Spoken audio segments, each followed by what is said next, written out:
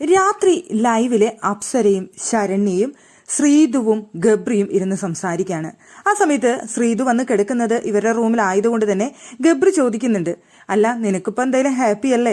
ഈ റൂം നിനക്കിപ്പോ കിട്ടിയില്ലേ? നിനക്ക് ഇവിടെ വരാനായിരുന്നില്ലേ ആഗ്രഹം? അത് ഞാൻ സാധിപ്പിച്ചു തന്നില്ലേ എന്ന് ചോദിക്കുന്നുണ്ട് ഗബ്രി. അപ്പൊ ശ്രീതു പറഞ്ഞു, അതെങ്ങനെയാണ് നീ സാധിച്ചു തന്നത് എന്ന് ഗബ്രിയുടെ അടുത്ത് ചോദിക്കുന്നുണ്ട്. നിനക്ക് ഇങ്ങോട്ട് വരണം എന്നറിയാവുന്നത് കൊണ്ട് ഞാനാണ് നിന്നെ ഈ റൂമിൽ എത്തിച്ചത്. ഇപ്പൊ ഞാൻ ഈ റൂമിൽ നിന്ന് പുറത്തു പോയത് കൊണ്ടാണല്ലോ നിനക്ക് ഇങ്ങോട്ട് വരാൻ സാധിച്ചത് എന്ന് പറയുന്നുണ്ട് ഗബ്രി. അപ്പോൾ ശ്രീതു പറഞ്ഞു, അല്ലല്ല നീയല്ല എന്നെ എത്തിച്ചത് ദൈവമാണ് എന്ന് പറയുന്നുണ്ട്. അപ്പൊ ഗബ്രി പറയുന്നത് എന്താന്ന് വെച്ച് കഴിഞ്ഞാൽ, എനിക്ക് ഒരിക്കലും പവർ റൂമിലേക്ക് പോകാനായിട്ട് ഒരു ഇഷ്ടം ഉണ്ടായിരുന്നില്ല. അവിടെ പവർ റൂമിലേക്ക് പോകാൻ താല്പര്യമുള്ളവർ എഴുന്നേറ്റ് നിൽക്കാൻ പറഞ്ഞപ്പോൾ ആരും എഴുന്നേൽക്കുന്നില്ല. ആകെ 3 പേരാണ് എഴുന്നേറ്റ് നിന്നത്. അപ്പോൾ അത് ബിഗ് ബോസിനെ അപമാനിക്കുന്നതിന് തുല്യമാണ് എന്ന് തോന്നിയ സമയത്താണ് ഞാൻ എഴുന്നേറ്റ് നിന്നത്. എഴുന്നേറ്റ് നിന്നു എന്നേ ഉള്ളൂ.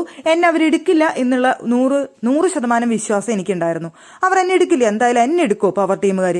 അതുകൊണ്ട് തന്നെ എടുക്കില്ല എന്ന് വിചാരിച്ചിട്ടാണ് ഞാൻ എഴുന്നേറ്റ് നിന്നത്. എന്ന് വെച്ചാൽ നമ്മൾ കയറി സംസാരിച്ചു കഴിഞ്ഞാൽ പവർ ടീമാണ് നമ്മളെ സൗകര്യത്തിന് എടുക്കുന്നത്. പക്ഷെ എടുക്കില്ല എന്ന് വിചാരിച്ച് എഴുന്നേറ്റ് നിന്നപ്പോഴാണ് ബിഗ് ബോസ് അവിടെ ഒരു ടാസ്ക് തന്നത്. ടാസ്ക് തന്നപ്പോഴും ഞാൻ ജയിക്കില്ല എന്നാണ് കരുതിയത്, അഭി ജയിക്കുമെന്നാണ് ഞാൻ കരുതിയത്.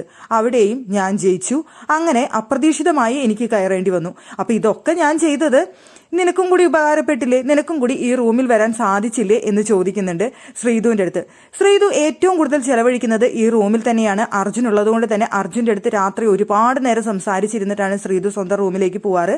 ഇപ്പൊ എന്തായാലും അർജുനും ശ്രീതുവും ഒരു റൂമിൽ വന്നിരിക്കുകയാണ്.